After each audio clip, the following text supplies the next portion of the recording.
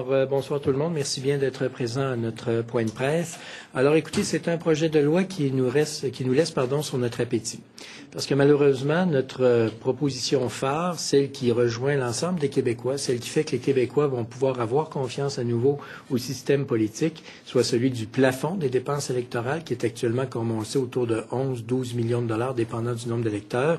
Ben, on aurait souhaité que le plafond soit réduit et malheureusement, cette phrase toute courte qu'on aurait pu retrouver dans le projet de loi n'y est pas et c'est décevant.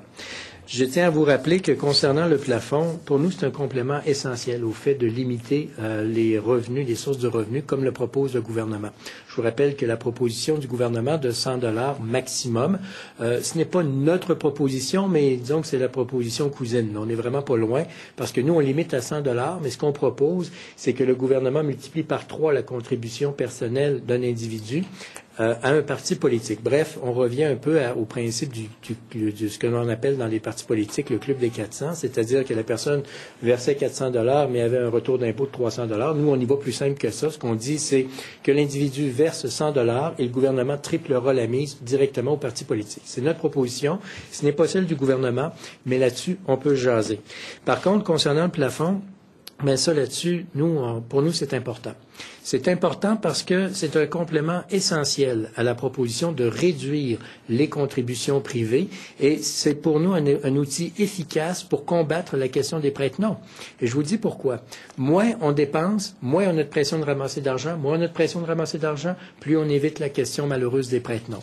Donc c'est gagnant-gagnant, d'autant plus qu'en bout de ligne, comme on maintient le fait que les dépenses électorales sont remboursables à 50 %, bien, si on réduit les dépenses électorales, on réduit d'autant la contribution des contribuables. Donc, ça va de soi. Et je vous le dis franchement, à chaque fois que j'ai eu à exposer notre proposition de baisser les dépenses électorales, c'est les gens, en grande partie, en fait, j'ai rencontré personne qui était contre cette proposition-là, que ce soit des citoyens, que ce soit des intervenants, que ce soit des gens dans la société civile. Tout le monde était d'accord avec ce principe-là. On aurait souhaité qu'on le retrouve. Et je tiens aussi à faire le point qu'il y a quelques jours à peine, un ancien ministre du Parti québécois signait une chronique dans les journaux de Québécois, dans lequel, justement, il abondait dans ce sens-là. Et cette position-là, donc, de M. Facal, rejoint notre point de vue, et c'est quand même pas rien. Donc, je vous ai dit sur le plafond, je vous ai parlé du 100 $, et le point aussi qui nous déçoit un petit peu, c'est parce que, malheureusement, avec le dépôt du budget dans 2 semaines, on réduit énormément le temps de travail qui va être consenti en études en commission parlementaire et en chambre. Et c'est pour ça que je me suis tout de suite levé en chambre, une fois que le dépôt a été fait, du projet de loi, pour alerter le gouvernement. C'est quand même un projet de loi majeur qui va changer bien des choses dans le cours des événements pour la vie politique au Québec. Et là, avec le fait qu'on est actuellement une session qui a commencé en retard en raison du nouveau gouvernement, ce qui était logique, mais quand même, en raison du fait qu'on est actuellement dans le discours inaugural, donc on ne peut pas amorcer le travail en commission parlementaire, ça ira pas avant la semaine prochaine. Rajoutez à ça que dans 2 semaines, on va être en discours du budget, donc budget, débat prioritaire. Pendant presque 2 semaines de temps, on ne pourra pas faire des travaux en commission parlementaire. Quand est-ce que vous pensez qu'on va pouvoir faire notre travail parlementaire correctement pour ce projet de loi-là? Et je veux bien croire à la bonne volonté de tous les collègues parlementaires, et à commencer par celle manifestée aujourd'hui par le gouvernement, mais pour nous, on estime que malheureusement, les taux se resserrent et on aurait souhaité avoir beaucoup plus de temps pour faire ce travail-là. Cela dit, on estime que le projet de loi est important et nous, on va mettre toute notre bonne volonté pour trouver des consensus possibles afin que ce projet de loi soit adopté dans les délais consentis.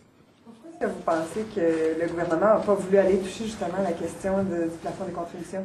Je ne sais pas, la réponse leur appartient, mais nous, dès le départ, on l'avait clairement dit, pendant la campagne électorale, même avant la campagne électorale, on avait soulevé cette question-là. Pour la petite histoire, je vous rappelle que c'était moi, dans d'autres temps, à l'époque que je dirigeais l'Action démocratique, qui avait été le premier à mettre cette question-là sur le débat il y a déjà 3 ans de ça.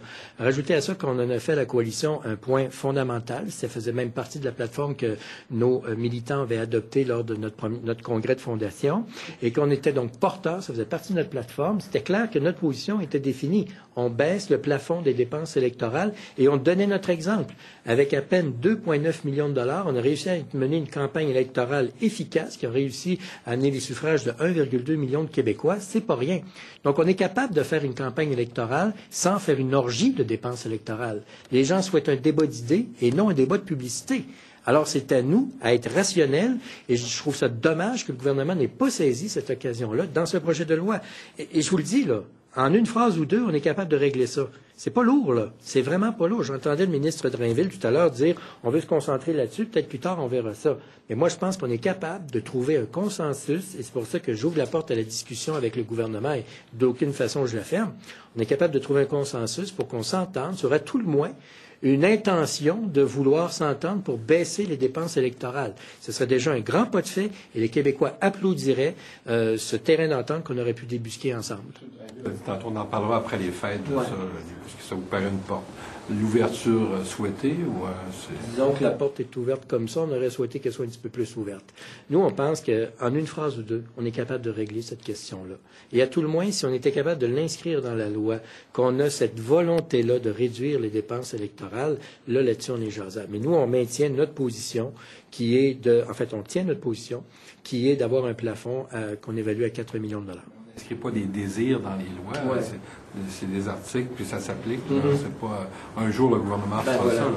Et c'est pour ça qu'on devrait trouver un terrain d'entente pour que l'on puisse avancer sur cette question-là, mais qu'on ait déjà des avancées de fait.